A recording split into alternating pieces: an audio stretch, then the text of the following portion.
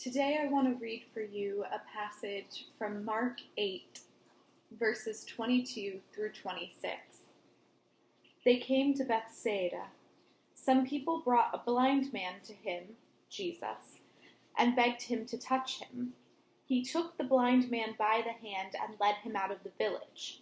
And when he had put saliva on his eyes and laid his hands on him, he asked him, "Can you see anything?"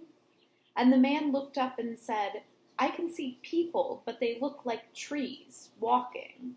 Then Jesus laid his hands on his eyes again, and he looked intently, and his sight was restored, and he saw everything clearly. Then he sent him away to his home, saying, "Do not even go into the village." So if you've been watching all of the Wesley Devos, you might think, well, didn't Paige just talk about a story of Jesus healing a blind man? And the answer to that is yes. A couple weeks ago, I shared the story of Jesus healing Bartimaeus, which happens just a couple chapters after this story in the Gospel of Mark. And these two stories about the healing of men with blindness form the bread of a kind of sandwich. The meat or the filling of the sandwich is an assortment of stories about the disciples being unable to see what Jesus is really up to. So the story I've just read sets up an extended image of metaphorical blindness from the disciples. But I really want to zero in on this story today, focusing on a couple different elements. First, Jesus uses saliva to heal this unnamed man. Even in the midst of this pandemic, when so many of us are starved for touch, I doubt that this is the kind of touch that many of us are craving. Someone putting their spit into our eyes does not seem desirable in any way, shape, or form. But I think that this provides us with one of the more helpful images of healing in the Bible, because this healing story is very literally messy. So often we look at the healing stories in the Bible in this idealized way. Life sucked, someone encountered Jesus, and now everything is shiny and new. And we don't just idealize these stories in the Bible, but in life as well. But healing, whether it be physical healing from an injury, emotional healing from trauma, psychological healing as we develop coping mechanisms, healing is often messy, vulnerable work.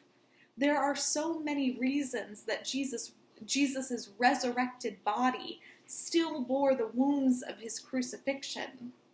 But I think one of them is that reminder that healing, transformation, restoration still leaves marks. It's not as glamorous as we would make it out to be. And this image of Jesus using his saliva for the purpose of healing is about as far from glamorous as we can get, right?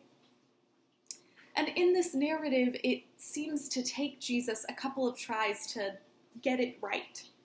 The first time he touches the man's eyes, the man can see, but only in part. People don't yet look like people. With healing, with discovery in general, we tend to expect the change to be immediate and absolute. This story helps us to remember that it isn't always so. Very few of us experience sudden change, a moment of intense clarity that causes us to radically redefine our system of belief or our way of being in the world. Rather, most of us experience a continual and gradual unfolding, and day-to-day experience and mundane encounters, they gently mold and shape us. This is so good and so valid. We also shouldn't be afraid of change. It doesn't mean that there was something lacking or deficient about the way we thought or the way we were then. It just means that it no longer works with who we are now, who Jesus is laying his hands upon and inviting us to be. My prayer for us is that we allow transformation and healing to be messy. in whatever ways each of us are experiencing that right now, in whatever ways our communities are experiencing that right now.